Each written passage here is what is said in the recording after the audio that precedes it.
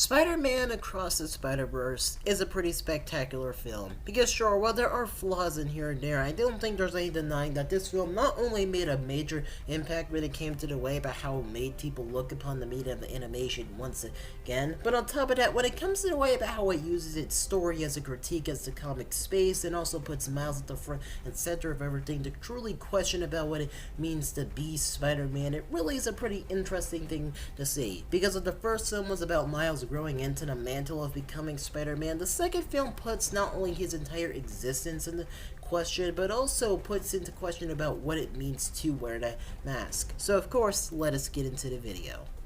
So when it comes to Across the Spider-Verse, I'm pretty sure that by this point we all know the main conflict of this film, because outside the spot, it's basically Miles versus Miguel when it comes to their ideals of what it means to be Spider-Man and what it means to wear the mask. With Miles being tasked with having to go make this grand sacrifice of rather choosing to save his dad, or rather choosing to save the multiverse. With him deciding that, hey, why should I choose one when I could just do both, and with that not really being an option. And if there's one thing which I really find to be interesting from this conflict, it has to be the fact that, well, none of the sides are inherently wrong. Because sure, when it comes to Miguel, yeah, he does have a really good point of no Spider-Man really being able to live the perfect life that they desire. Hell, we saw that in the beginning of the movie when we saw Miles and his parents having this big disconnect despite him wanting to spread his wings and pursue all these things which he wasn't really able to do before. And hell, we also saw that with Gwen, with her feeling so bottled up inside despite knowing that there's other people like her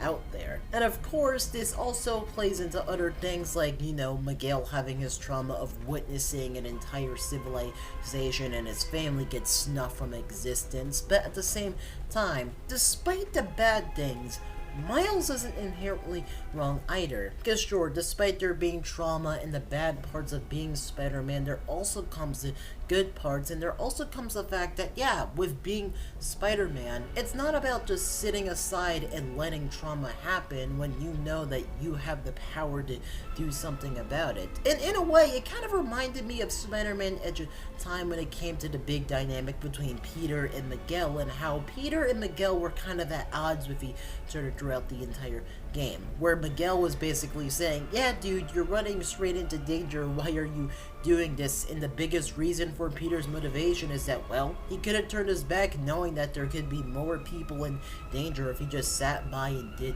nothing. And this situation gets turned directly on its head later in the game when Miguel is faced with having to go save MJ or trying to go back to his home dimension, which actually leads to this very interesting bit of dialogue. Oh no. What's wrong? It's Mary Jane. She dies. Tonight! Right there at Alchemax! How do you know? For shock's sake, Parker, what part of Don't Poke Around in the Archives was unclear? Fine, I'm a nosy Parker, but now that I found out, it's what? My job to save her? I've got enough to deal with. You can't mean that. You can't just ignore that she's in danger. Hey, I'm trying to focus on what's important. What's important is not standing by and allowing someone to suffer or die because you do nothing. If you don't get that, then you don't get the first thing about being Spider-Man. You're the one who doesn't get it, Parker. The future depends on... My future is meaningless without her! This is gonna be a huge mistake. I owe you, Miguel. Big time. Shocking right you do. But, well, maybe this'll help even the score for everything the world owes you. Thank you. I mean that.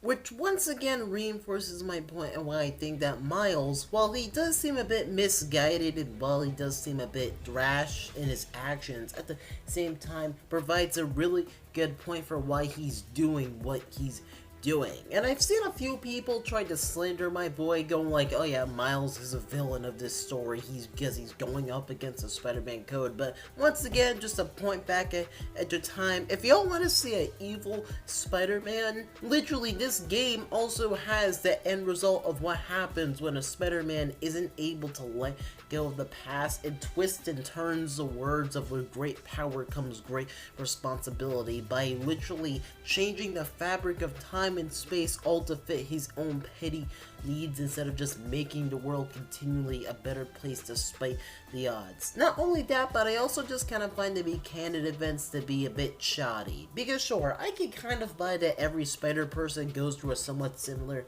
backstory, but then at the same time, I'm kind of calling cap on what it means for the whole universe to die all because of one person. Because let's just be real here. When it came to Miguel, he essentially tried to go replace an entire person and tried to live in their story that was already in motion, and as an end result, his world ended up collapsing. But Miles at the same time had the most uncommon upbringing that any Spider-Man could have. Not only because he was bitten by a spider that wasn't from his world, because hey, let's be real here, that thing was glitching in the first movie. I feel like we all knew that was gonna lead to something. Not only that, but the dude had like 5 mentors.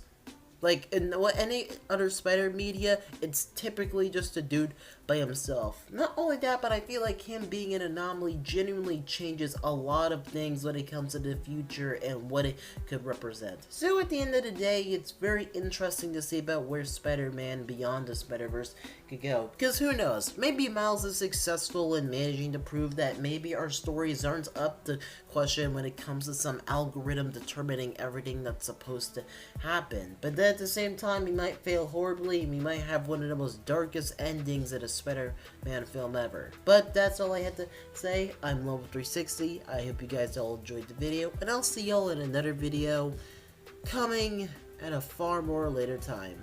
Bye, folks.